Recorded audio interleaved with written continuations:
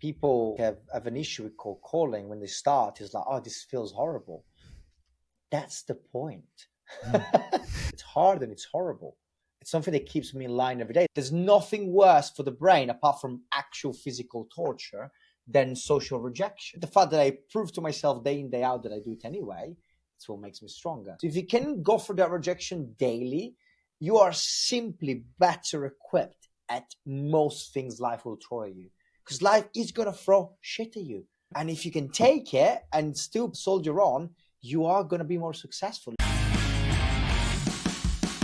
Welcome back to the SDR Hire podcast. I'm your host, Stefan, and if you're new to the channel, this is a place where you can learn from top producing salespeople what it's like working in tech sales, how do you break in, what do companies look for, how to get promoted, and how to be successful in the world of tech sales.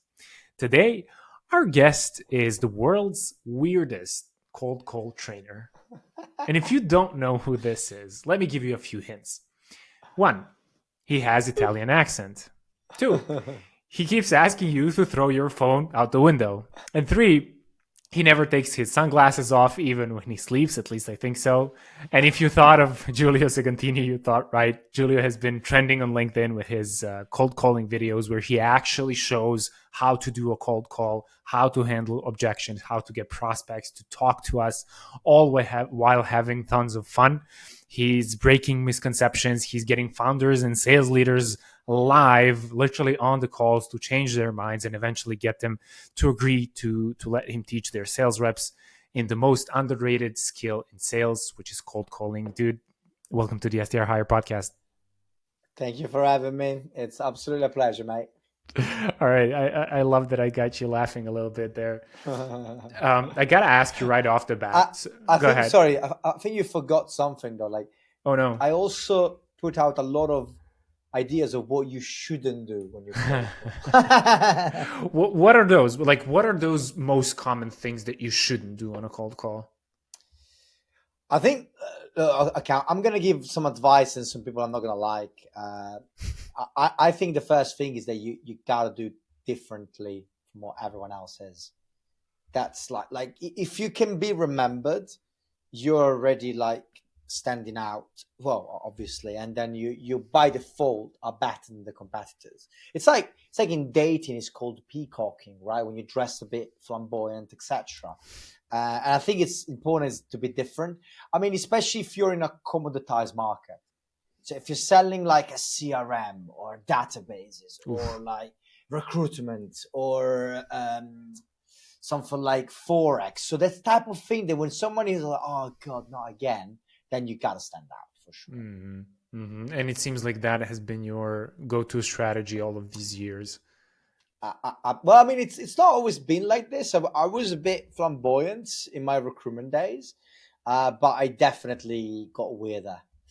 That you sure did. All right. So what I wanted to ask you, why is it that people fear cold calling, and how come you don't, to the extent that you started coaching and training and helping companies get better at cold calling? I mean, who said I don't fear cold calling? You do? Of course. Everyone does. This is, I think, that one of the biggest misconceptions that like people, I think, have an issue with cold calling when they start is like, oh, this feels horrible. That's the point. That is literally the point. Like one of the reasons I picked cold calling as my area, other than the fact that's how I built my previous career, is because it's hard and it's horrible. It's something that keeps me in line every day. It's like going for a run at 6 a.m. naked on an iceberg. That's the type of feeling it gives you, right? Because there's nothing worse for the brain apart from actual physical torture than social rejection. And so, like, if you go through it every day, I wake up, I don't want a cold call. Oh, God, I can't do that today. But then the fact that I prove to myself day in, day out that I do it anyway, it's what makes me stronger. Mm-hmm. Okay, thank you. I love that you kind of pushed back on that, because I think a lot of people fall into that trap of, oh, this isn't for me, this is hard. That's kind of the whole point, right? But you mentioned the recruitment. So tell us a little bit more about your background and how you came to be sales trainer and a cold calling coach? Look, I don't want to bore you to death with the typical, like, Please don't. hero story. Like, in all my days, I did this many millions, and I was the best performer. Blah blah blah. I think you get a lot of people that do that. I basically worked 9 years of recruitment. I climbed the corporate ladder.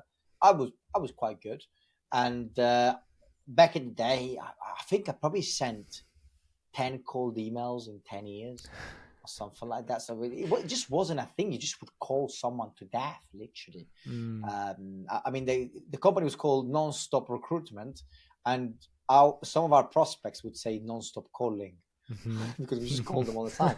But it works, it still works. It worked then, it works now. It was way harder then as well to some extent. Yeah, so like after this many years, I had quite a lot of money saved, and I was bored. And the part that I liked the most was seeing the entry level become good salespeople. And so I thought I'm gonna do that. And then that's how I ended up like doing cold calling, because cold calling is like an underdog activity. Mm-hmm. Find me like a well-established salesperson is willing to cold call. Very, very few. The vast majority are like, oh, I've got contacts, I've got referrals, this and that. Like it's a young people's game, and it's like a hard people's game as well. Agreed. One thing that makes me happy when I think of cold outreach in general is Mm-hmm. specifically the fact that I don't have the network, or rather, I don't have to rely on anything else other than this skill that I've developed. So I can literally be without Yes. anything, and I can still, it doesn't matter. To me, like, okay, you're a cold call guy. I prefer cold emails a little bit because I like Mm-hmm. writing more than I like cold calling, but it's Mm-hmm. the same thing, which is like I can be wherever, whatever. I can always sell something, and I can always make money, so I'm not Mm-hmm. reliant on other people. So that to me is Mm-hmm. completely freeing. So that's why I personally love outbound, and I think it's everyone who does some sort of lead generation, I think, knows this feeling that I'm talking about. It just, Mm-hmm. Mm-hmm. who has the biggest cojones to do cold calling, I guess. I mean, look, I like to parallel sales with either dating or life, Mhm. right? And I think you can make a very strong parallel with life. And one of the reasons I laugh when people are like, oh, cold calling, it's horrible, this and that. And I'm like, anything that gets you good things in life is going to be hard. Mhm. It's literally the way that it is. If you can cold call every day, or even cold email, like, obviously the social rejection you face is lower, but you still feel it when you get that, like, remove me, or stop spamming, or whatever. It will still hit you. It's not as brutal as hearing it on the phone or if someone shout at you, but it'll still hit you. So if you can go for that rejection daily, you are simply better equipped at most things life will throw at you, because life is going to throw shit at you. Yeah. And if you can take it and still soldier on, you are going to be more successful. It's just mathematical truth. Agreed. It reminded me of, and I kind of missed this when we initially met and when we had our chat. But you're sort of a stoic type of guy. You kind of, Mm-hmm. at least it says on your LinkedIn. But Mm-hmm. listening to you giving me these examples, it seems like you're very stoically oriented in your mindset. Is Mm-hmm. Has that come after becoming a cold caller and a sales guy, or have you been like that from the beginning, and then sales kind of piggybacked off of that? I think, like, back in my corporate days, I was genuinely delusional. Mm-hmm. Like, I thought I was so good that things just happen, right? Mm. Like, I just could infect others with my arrogance, and so much so that I decided to start my own business, because you got to be a bit arrogant to start your business. There's no way around it. And I think one of the things that kind of clicked there is that I realized that it couldn't just be like pure belief, right? It would have to be something else as well. And actually, like, I started approaching something like Stoicism with David Goggins. So I don't know if you're familiar with David, but he's literally probably would say the single most influential book I've ever read or person I look up to the most. And he's a proper savage. He just goes for like, how can I make life hard on a consistent basis? Now, I'm not that bad, but I do go through like, how can I make my day-to-day life hard so that I'm always prepared for something that's going to happen, right? And probably there's some insecurity there, I'm not sure, or something I've got discovering. But and then Stoicism, actually, I really got into Stoicism because I was quite scared of death. It was something like I felt quite a lot, and I used to like think about a lot. And then like my mentors, like my strongest sales mentors are the We Have a Meeting guys, Jack and Zach. And Jack talks about death a lot, especially in his posts and when we talked, etc. And then after his recommendation, I started reading like a lot of Stoicism, and I still read Stoicism every now and now. And I even have a ring here that says Memento Mori. Mm-hmm. So like I bring it, and every day I remind myself that I'm mortal. So yeah, I think Stoicism came later, but the idea of doing hard things is coming mainly from David Goggins, I would say. Mm. Dude, like you can probably see, but I'm having goosebumps all over.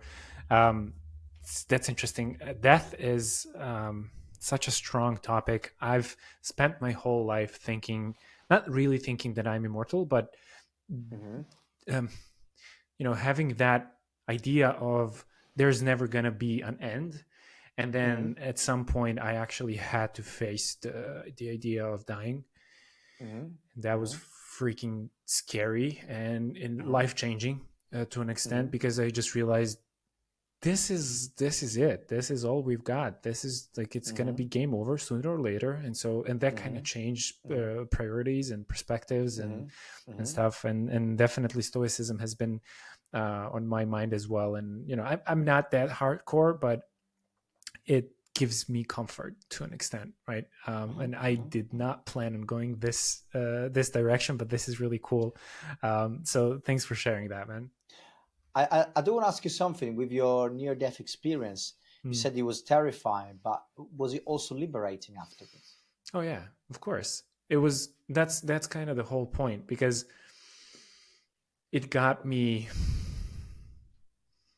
It just gave me permission to do things exactly the way I want to do them without feeling anything, guilt, like I owe someone something. No, it's just it is what it is. I am the way I am, and I don't care. I mean, this is awesome, like having a chat with you. But like, if I don't like you, I can just tell you, hey, I don't like you. Fuck off, whatever. Go away. Exactly. Yeah, and I'm not gonna care, because like I'm gonna die. You're gonna die. We're all gonna die, and it's gonna be fine. So yes, it gave me liberty. I think it gave me the freedom to allow myself to do things, and that's really freeing. Has that been a similar experience to yourself? Well, I mean, look, I don't want to say I've been unlucky, because it sounds crazy, but I haven't had a near-death experience, so I've got to go through the surrogate, which is like reflecting upon my death. So I like a journal about it and think about it. But I think what you've gone through is probably much stronger in that sense. Like I think this is by the way, human bias is quite. I don't know the exact name, but like we believe ourselves immortal because we cannot conceive. I mean, the mind cannot conceive its non-existence, right? Even though we go to sleep every night, and that's literally what happens, right? But like our mind cannot conceive it. So I think you need to go for that to have that level of liberation.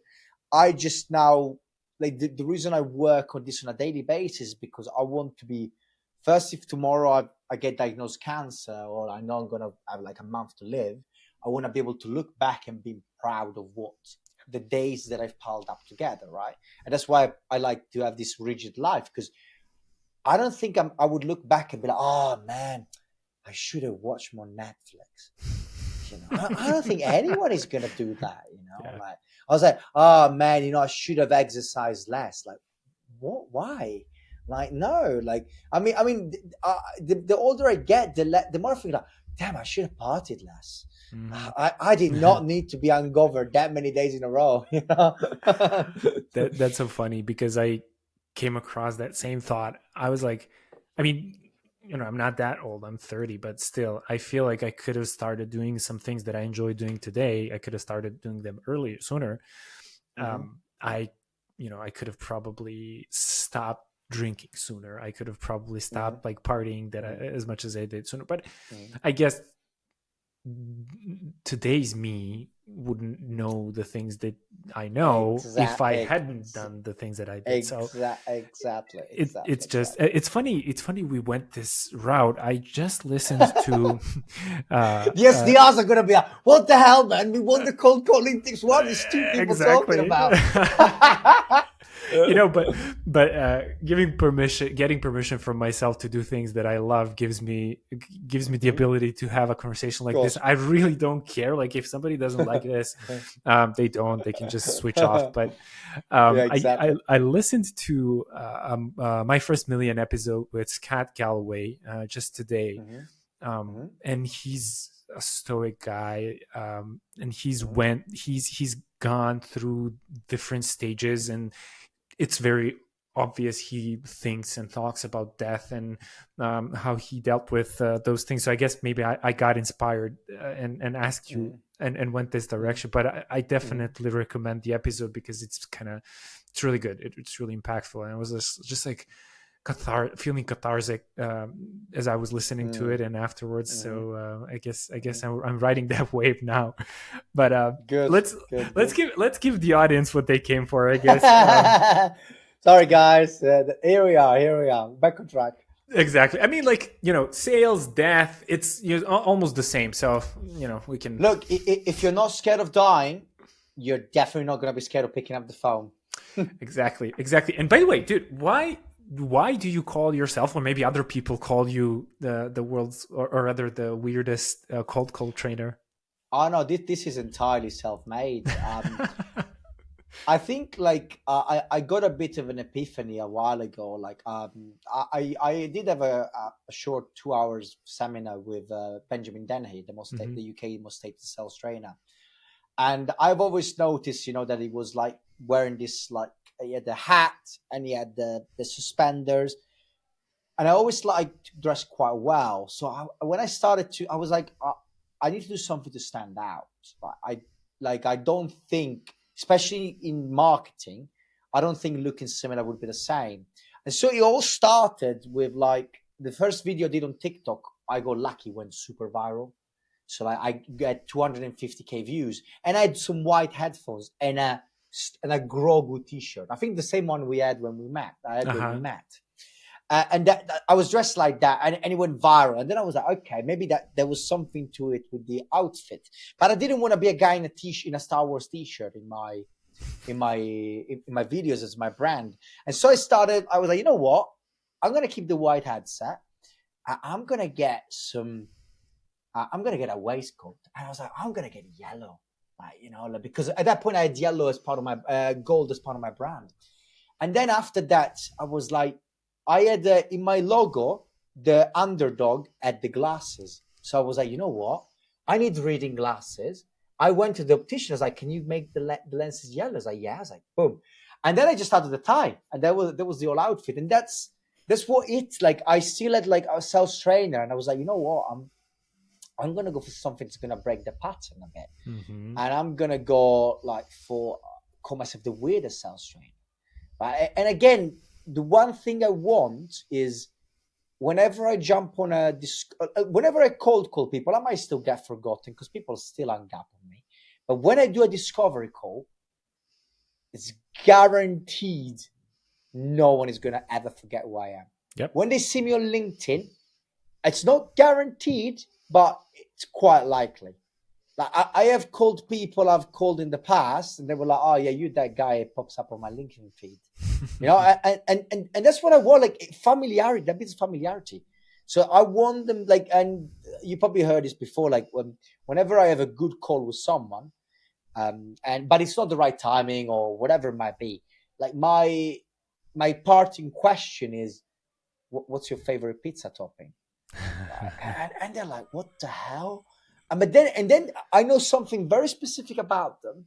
And when I call them back, they always remember who I am, right? And when I send an email follow up, because I do send emails sometimes, it would be like, pepperoni or olives and artichoke, right? And on the subject line. So they know. And these are the type of things that just make you memorable and make you much more likely to have like meetings afterwards.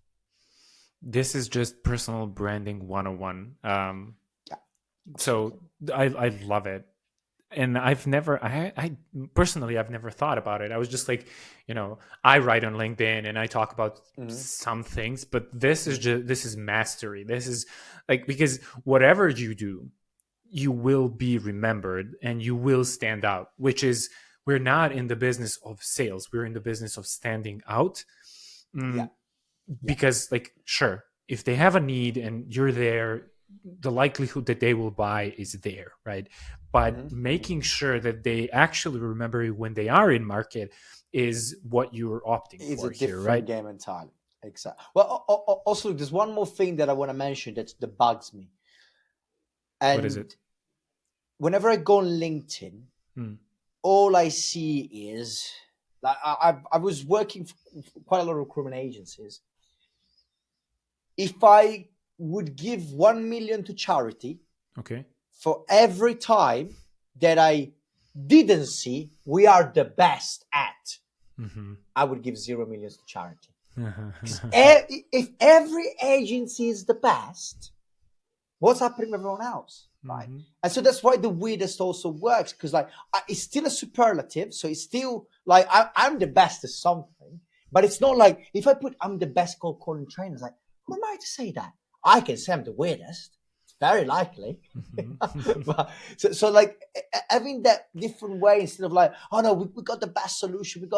We are market leaders. We people first. All this crap, and it's just like you all sound the same and you Yes. got to sound different. Exactly.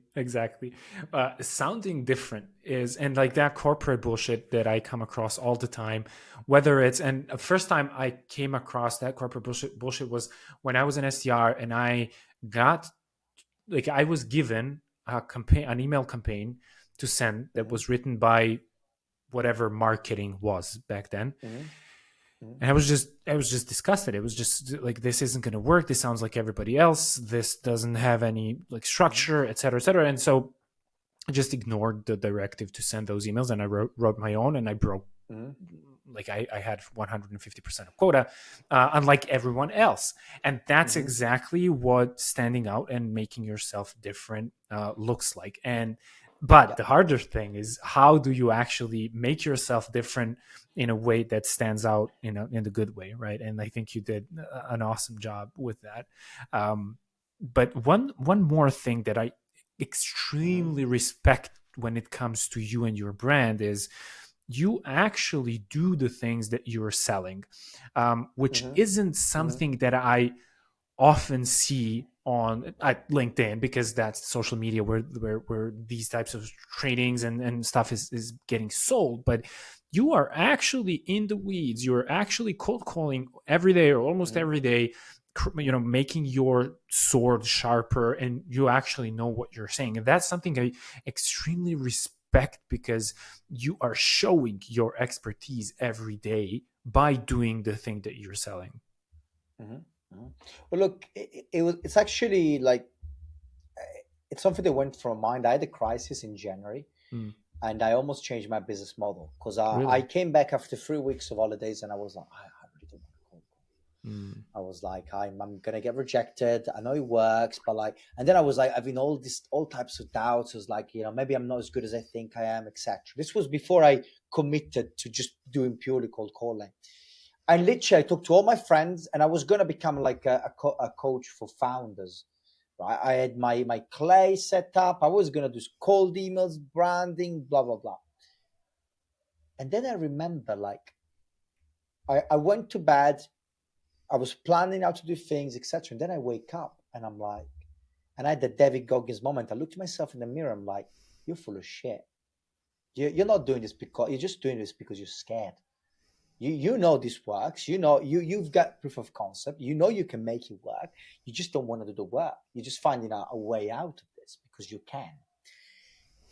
And actually, that's I went entirely the opposite way. I was like, you know what? I'm going to burn the ships, and I'm going to do like pure and exclusively cold calling from now on. And the one thing that's for me is crucial is that I just hate lying. Like I'm actually not as good of a cold caller as I could be because I'm a bad actor generally. So like I gotta come up with my own stuff because it's gotta be me, otherwise it doesn't work.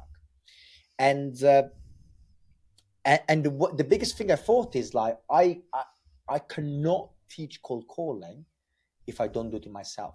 Not because I don't have the skills, because look, like Benjamin Denny really cold calls, but he's really good still. He's done it for 15 odd years. Obviously, he's got that, but it's more that I want to still be in the trenches. I want when I deliver a boot camp, I tell them stories about my morning. You know, Yeah. I've been now. This is my like I count every day. I've been cold calling for 78 working days straight, right? Excluding holidays. So when we met, for example, I was off, so I wouldn't. But apart from that, every day I'm working, I'm cold calling at least 10 conversations, and it's like, and that's what that consistency. That's what allows me to then keep the, as you say, like the sword sharp and just keep at it. Basically.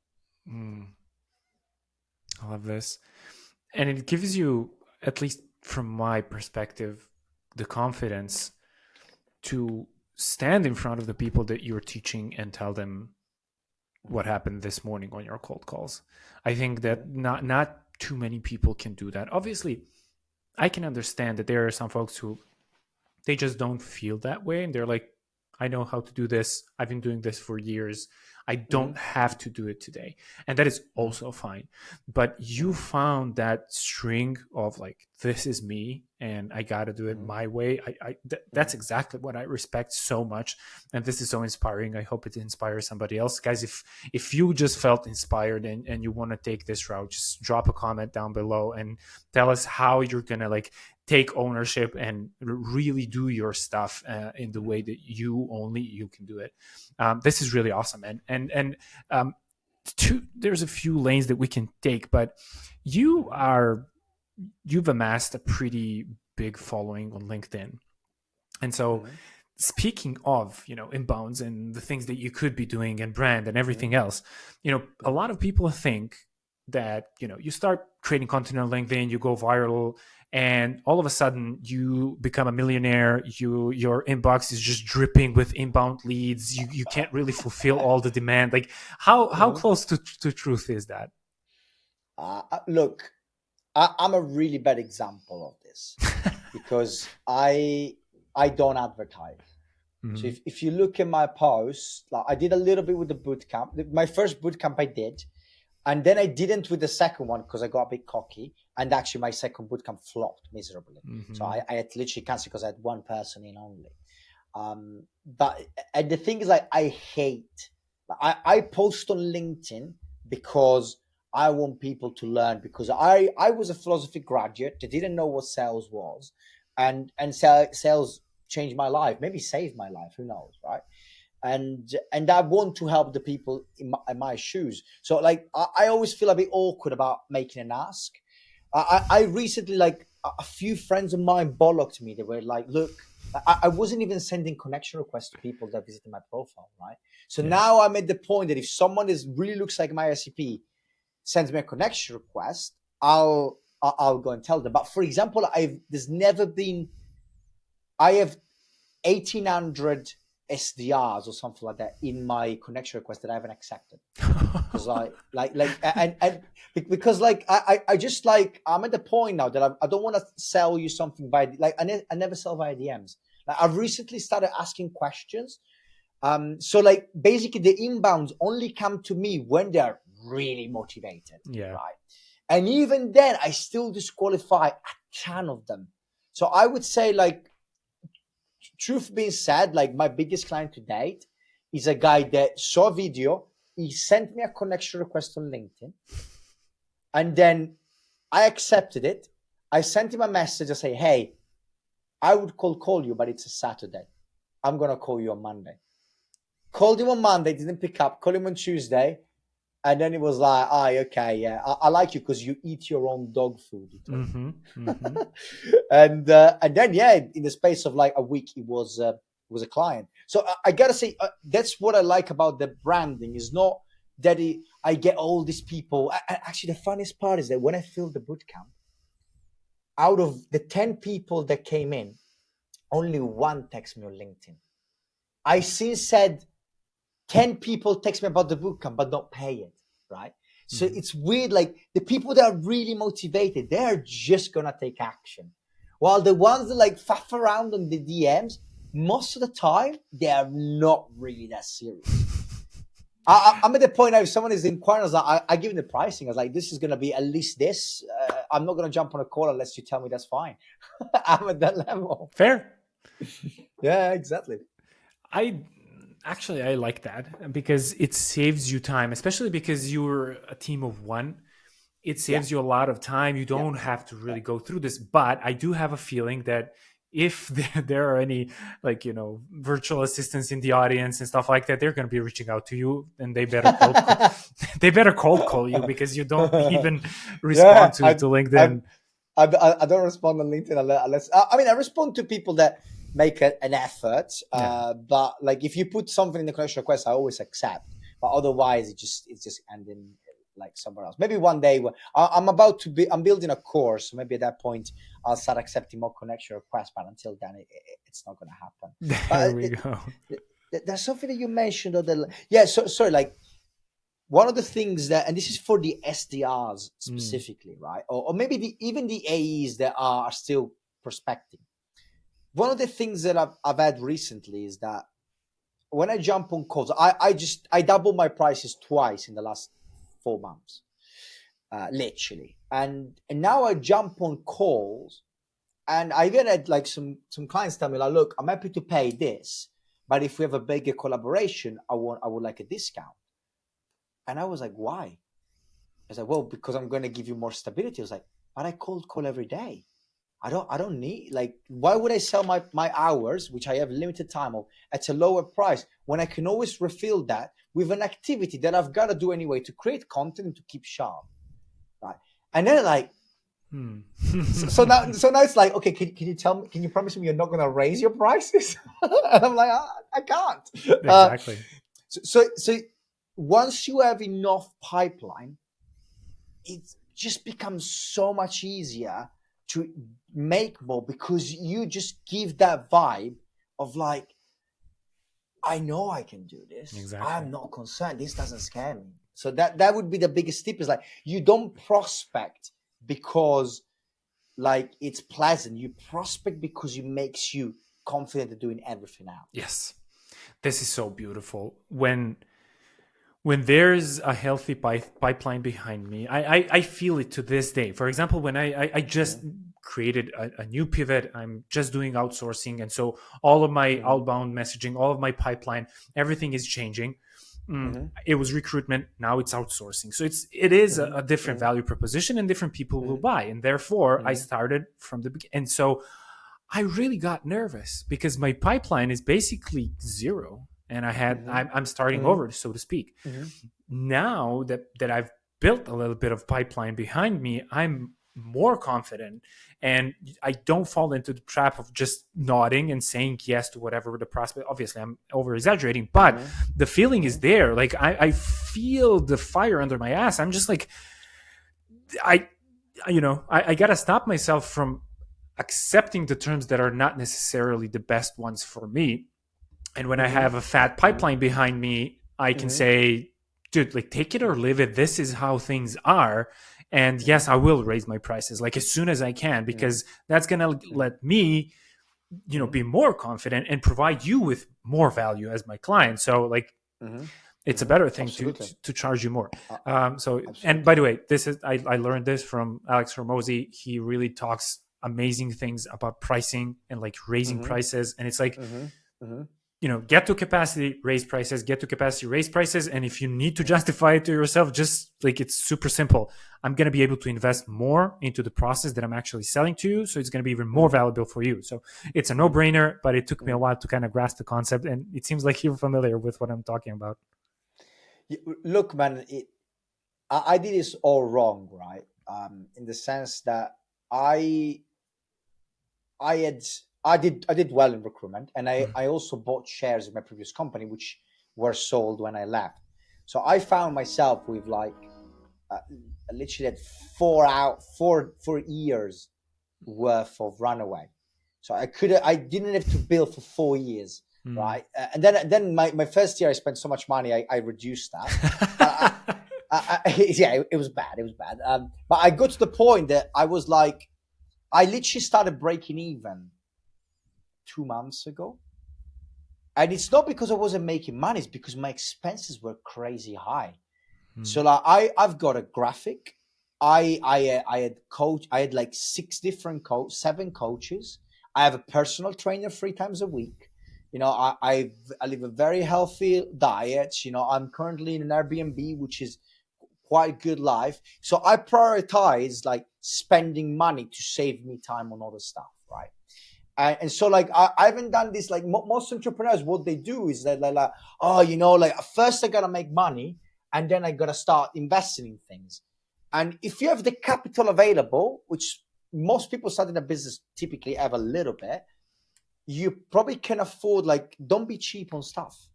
Like a stupid example, like I got Cogniz, which is quite decent for data, and I get limitless data for £200 a month. And then I got a parallel dialer. It's called Elto, which is amazing. So I dial 4 prospects at the same time, which means that I click dial and I have a conversation immediately. So I now get twice as much, no, 3 times as much prospecting done in the same amount of time. So Yep. in 1 hour, I do 10 conversations, which before would have taken me like 2 hours. So Yep. I've gained an hour, which is costing me X amount of money a month, of course, but then that's 22 hours a month. That's not costing me as much as I can build those hours, Mm-hmm. right? And Mm-hmm. that's like the type of little mindset that you got to think. So okay, now I'm gonna be to your point or to my point, right? You could learn cold calling just by doing, and it's gonna take you two years, literally, because you're gonna make a lot of mistakes and you might learn some bad habits. Or you get yourself a coach and you learn it faster. You could figure out how to book meetings if you're a founder, or they hire you and they you do it for them, right? So there are like things that will help you accelerate your life, and the only thing that you will never make more of is time. Yeah. So always trade money for more time. It's as simple as that. Going back to how life is precious and limited, and I like that. I really like that. And one of the things that I realized in these last 3 years of entrepreneurship is I've tried building business models that are like very giving, that are very filled with a lot of free things. Mm-hmm. And after a while, I realized that I actually need to charge, and I need to charge as much as possible, as Mm-hmm. frequently as possible. Not because Mm-hmm. I'm this, guru taking advantage of people, whatever, Mm-hmm. but because if I'm stable and I can pay my bills and I can afford a normal life to myself, Mm-hmm. then I'll be more confident. I'll be, and I'll be better for my clients. I'll be better for my employees. I'll be Mm-hmm. better for everybody around me, Mm-hmm. which Mm-hmm. in turn is going to create better results, etc. And so, actually, being more spend oriented is better. Mm-hmm. At least that Mm-hmm. that has been, for me. It seems like it's been for you, better Mm-hmm. than trying to save and be like. And I have a friend who once told me, like, if you are trying to save money like this, like, yes, it's not gonna fall through, and like you're gonna have it, but there's just so much money that can fit. However, if you kind of, expand your arms, and it's a good metaphor, like you can hold more money even though it's falling around. And so I think 100%. uh, I love this point. Let's go and be a little bit more tactical and actionable for the Let, audience right now. us do it, because we just been talking about our own things. Maybe you're gonna have to put a post like, you can skip the first 40 minutes unless you want existential talk. Well, I mean, it's also important and like actionable for like mindset stuff and Of course. value. It starts there. I think it starts there. But I saw one of your posts, I think a few days ago, of your cadence of the things of like how you're what activities you're taking for every single one of your prospects. It's to my surprise, it was very cold call heavy. But it was interesting. There was even one email there, so that was cool. Hey, there were 3 emails. Three emails. All right, fair. Yeah. No, but I'm actually interested in your cadence there, and actually how you're thinking about. I think this is important. How you're thinking about voicemails. A lot of people even skip them, or do things like pitch on the voicemail and stuff like that. So I'm curious what your process is there. Well, look, I like most cold calling gurus. I think it's ridiculous to say that only cold calling works. Right? So I think that the best approach is always going to be very targeted, multi-channel approach. Period. Like, this is not even, it's not even an argument. Like, if you're good at doing it properly, it's gonna bring, like, that's the point where you can get like a 15% conversion rate on your list. Literally, it's not gonna happen with cold calling. It doesn't matter who you are. It's nonsense. So the way I figured out is like, I want my cadence is optimized for phone. So all the other channels are typically pointing towards a further phone contact, right? Actually, mine is a little bit tilted towards LinkedIn as well, because obviously I've got a lot of social proof on LinkedIn. So I know if someone looks at my LinkedIn, they're far more likely to want to talk to me. So basically my voicemail, it's always something like, hey, look, we don't know each other. There's no need to return this call. I'm literally about to drop you a connection request or a connection request on LinkedIn and an email titled voicemail with a bit of context. My name is Giulio Segantini, by the way. Bye. Right. So I'm taking away that call me back, because I know it's not going to happen. Yeah. Right. So I'm taking it away. And all I'm using this is a activation channel. And this is particularly good for the US, because they have now that audio to text for the voicemails. So that's probably the best way you can do this. And then what I will do, like, I'll follow up like on LinkedIn, just simple connection request, and make sure your tagline is optimized to grab the attention about the problems of the prospect, not like SDR, no one cares, or even if you're the CEO, no one cares. Just put the problems there. And then an email, which is typically a very short email, already with the voicemail subject, I literally never had less than 55% open rate. Never. I tried this so many times, never went below 55%, because you're activating one channel with the other. And then the email is now tailored towards seeing if they've got a problem that I fix and they would like a resource around that. And that's because I've got the wiki, which is probably one of the strongest lead magnets I've seen around. But typically, if you do that right, like, you're just trying to start a conversation. And then in the email, I will say, I'll call you back. So the whole system is optimized to get them to think, okay, what's going on? And it's all done. So I hit the 4 channels within 2 minutes. So it'll be call, voicemail, LinkedIn connection, email, all in the space of 2 minutes. The idea is that if they're in front of the computers, they'll hear and see Giulio Segantini 4 times. Yeah. So you're saying you would call them, and then, for example, they don't pick up. Then you would leave the voicemail, and then you would send a connection request on LinkedIn or the email. And then say, I'll do for all 4 of them. All 4 of them at the same time.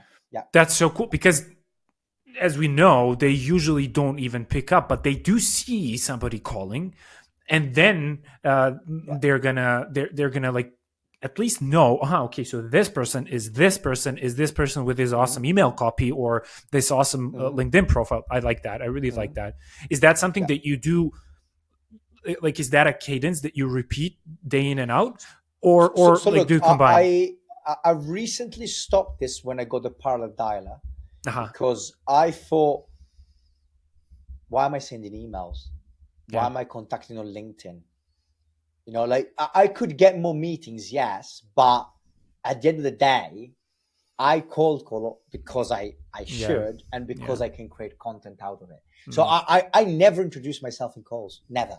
You'll see it from all the recordings. So I never leverage my brand Uh-huh. because I want them to. Yeah. I want to run such a good call that they are curious. And then at that point, if they agree to the meeting and they look at me online, either they find me too weird and then they cancel it, but then if they get on the call, like my close rate is ridiculous Yeah. because I built that.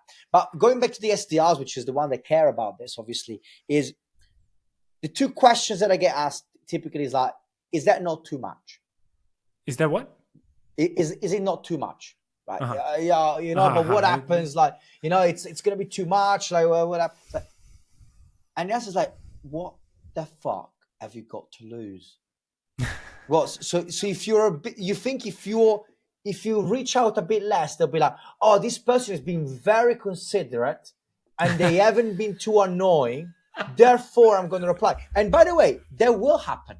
It will happen, but it's such a lower percentage compared to the one that will say, wow, this person is trying really hard.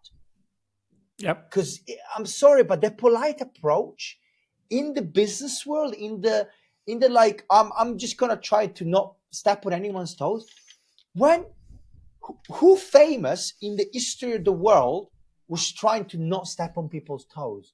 Yeah. If you go like from one example to dictators to Gandhi, none of these people were just like, oh, you know, I'm just gonna try not to step on people's toes. No, you got to be a bit in your face, and so that would be the first thing I would look at. That's awesome. I agree with you. I think that any type of marketing or sales activity that steps on people's toes is awesome because it attracts attention and it gives you an attitude. And like, if you don't like that attitude, we shouldn't be working together anyway. And Yes, I really enjoy yes, that. yes. You said that you never introduce yourself with it, which is, I think you're kind of like, it would be so much easier if you did, because probably they would know you right off the bat. And but I do understand. You'd be so you'd be so, look. It's the same reason why I don't really believe in warm calls, right? Mm, Like the only warm calls I have is if you're an ICP. So if you're a sales director or VP of sales and you add me on LinkedIn, I'm cold calling. yeah, Period. yeah, Like if I can find a way to call you, you're getting a call, right? And at that point, I introduce myself because it makes sense. yeah, Because I yeah, know you purposely went to my profile, you purposely tried to get in touch with me. But otherwise, like it's like I would give myself a clutch. yeah. Mm, You know, like I saw someone say like they introduce themselves by saying, "Hey, name and surname. You might have heard about me." It's like, what the fuck? yeah. How cook is that? You know, like and it just and if they say no, I don't, you started the call on the wrong way, right? Hmm. So like, there's going to be such a small percentage of people that will know who you are compared to the ones that don't. That it's just not worth the risk to me. So that's why. But how do you start your cold calls?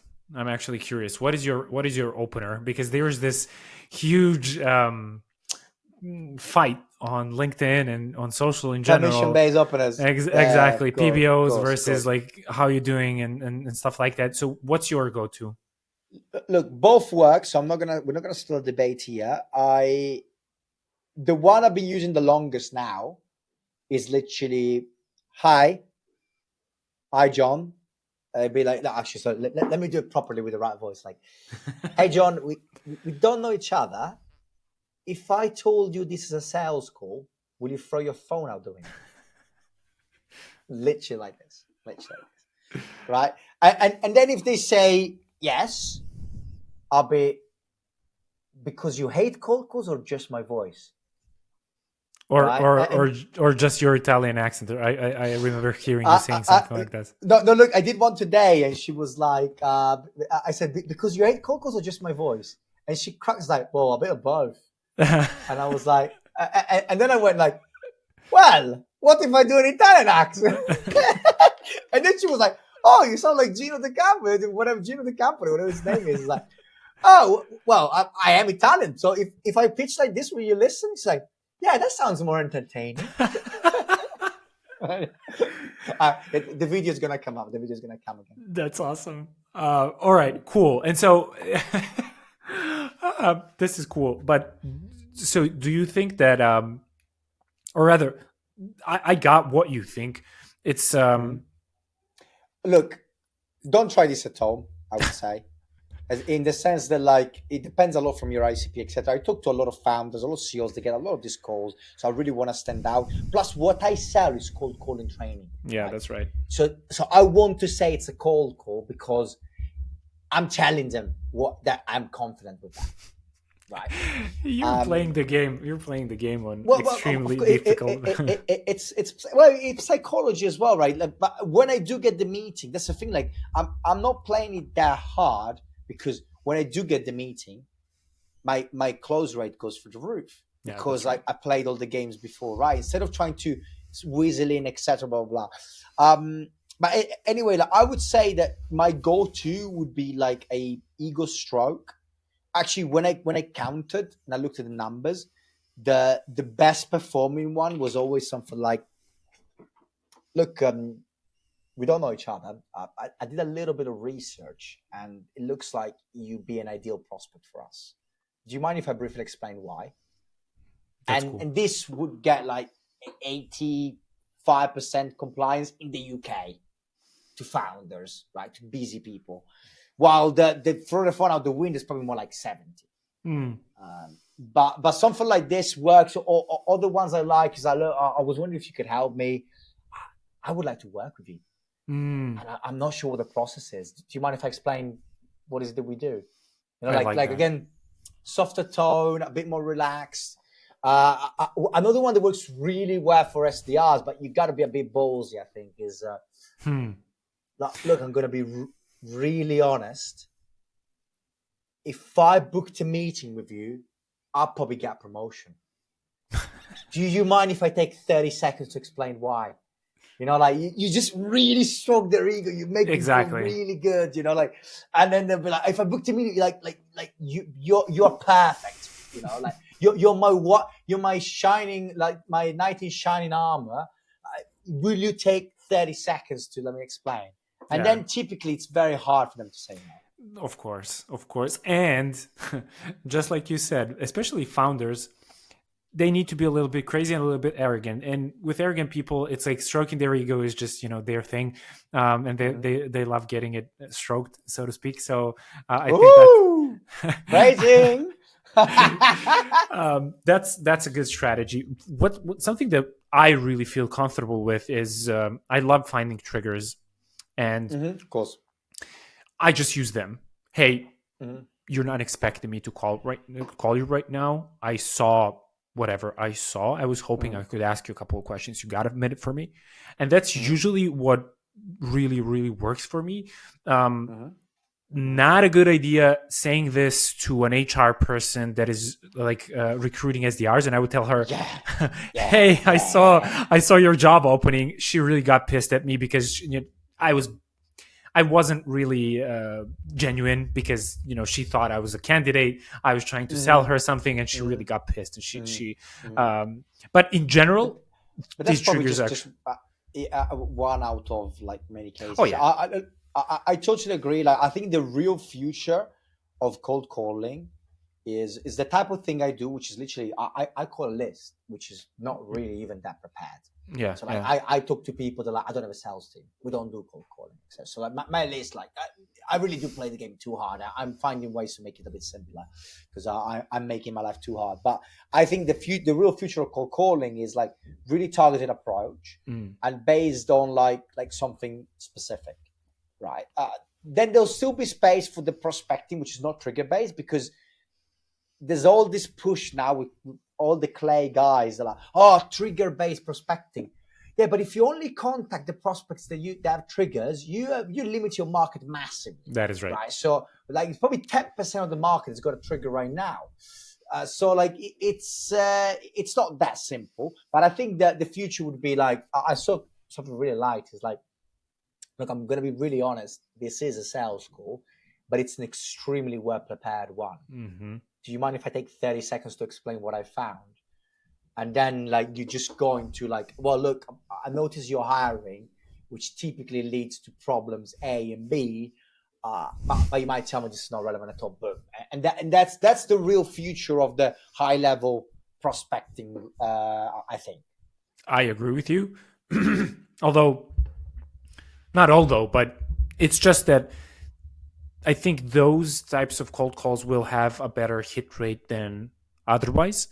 And so that's the only thing. And I agree with you 100%. It's very limiting. What do we do with the 93% of the market that is not, driven by these triggers? Mm-hmm. And, someone might say, well, they're not in market right now. You don't want to focus on them. And I agree to an extent, especially for SDRs, not founders, but SDRs who are just trying to hit their quota. Yeah, sure. You got to focus on those that are kind of raising their hands. But still, sometimes you just got to find those that don't have triggers.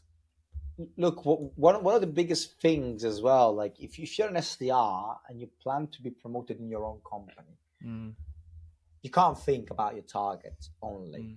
What you got to think about is that I'll soon be on the other side and I'll be closing my own deals. And what you got to think about is that all these calls, all the ones that are not now, are your deals of tomorrow. By the time this is live, if you've been building a relationship with them, which is what a good salesperson does, you're more likely to close that deal than any other SDR or AE that's contacting them when the trigger is out. So that's probably the biggest thing that's missing out of this all cold outreach like done by trigger base is that I don't necessarily want to catch you when you have the problem right now, because I've got like some of my best clients, it's been nurturing, like, and I'm at the point now that even if another sales trainer calls them, they're not going to say, because I've been building a relationship for 6 months. That's right. So I've secured that beyond doubt. Well, okay, nothing is beyond doubt, but you know what I mean? Like at the point I'm a close rate of 90% just by keeping in touch, versus a close rate at 20% if I'm one of 5 people that contacted because of that trigger, right? Yeah, you're right. You're right. We gotta wrap it up. So one last question. I mean, this could go on. One last question. So, where can people find you, and what are some interesting? There we go. It's time for something. Where can people find you, and what are the resources that you have for SDRs and salespeople in general? Well, look. The very simplest thing that I recommend everyone is to look at the cold calling wiki. So it's literally coldcallingwiki.com, and you'll literally find everything you could possibly need on cold calling there. Otherwise, you can find me. I'm mainly on LinkedIn, of course, and you just find Underdog Sales. It's easier to spell than my name, and then on TikTok I post every day calls for the vast majority. So if you want to look at some live calls, I don't post them all on LinkedIn. So you'll find a lot of things there. So I would say cold calling wiki, TikTok, LinkedIn would be the best, and YouTube channel is growing. Good, that's perfect. And I didn't give you do you justice because I said you were only on LinkedIn. I forgot about TikTok, so good thing we mentioned that as well. Okay, I'm gonna link all of that below so people can find you in those places, especially with the cold calling wiki. Giulio, dude, thank you very much. I enjoy this extremely, just like I did the first time, and I think this is gonna keep happening. You've been amazing, and I really appreciate you for sharing your expertise and your story, man. Nah, thank you for having me, mate. It's been great.